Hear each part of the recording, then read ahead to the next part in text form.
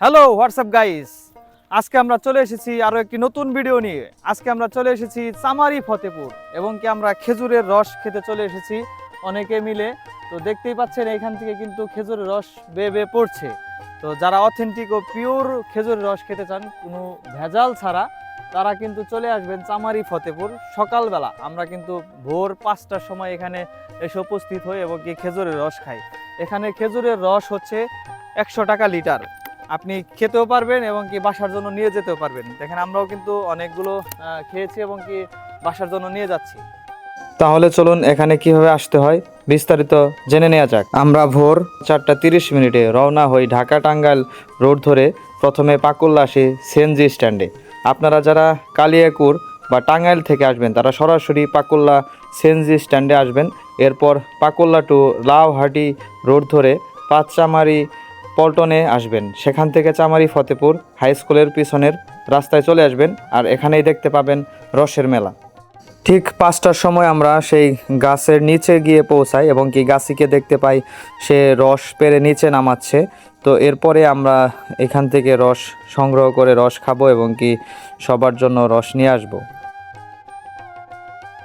প্রায় 100টির ওপরে সেখানে খেজুর গাছ রয়েছে, আর সেই খেজুর গাছ থেকে 2জন গাছি সেইখান থেকে রস পেরে এনে তাদের যে অবস্থান স্কুলের পেছনে সেইখানে সবগুলোকে একত্র করে তারপর সেইখান থেকে সবাইকে দিয়ে থাকে, মানে বিক্রি করে থাকে।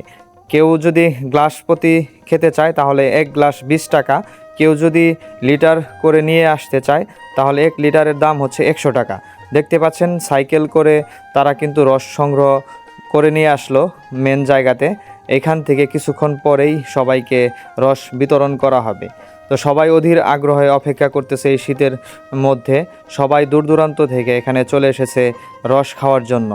প্রতিদিনই এরকম শত শত মানুষ এখানে জমা হয় রস খাওয়ার জন্য। এরপর রসগুলোকে ভালোভাবে ছেঁকে নিয়ে সবাই বিতরণ করবে গাছি। তো দেখতে পাচ্ছেন এইখানে কিন্তু প্রচুর লোক, প্রত্যেক দিন কিন্তু এরকম লোক থাকে। আর হ্যাঁ, আপনারা যারা দূর থেকে এখানে আসবেন তারা একটু আরও ভোরে রওনা দিবেন, কারণ এখানে 5টার সময় উপস্থিত থাকতে পারলে আপনারা হয়তো রসের সিরিয়ালটা পাবেন, মানে রস খেতে পারবেন। যদি পরে আসেন সেক্ষেত্রে কিন্তু রস আর পাবেন না। এই ভাই 15 গ্লাস কাপ আপনারা একজনের টাকা দেন, পরে সবাই মিলে কত আইছে? আমরা 5 জন ছিলাম, 5 জনেই 5 লিটার রস খাই।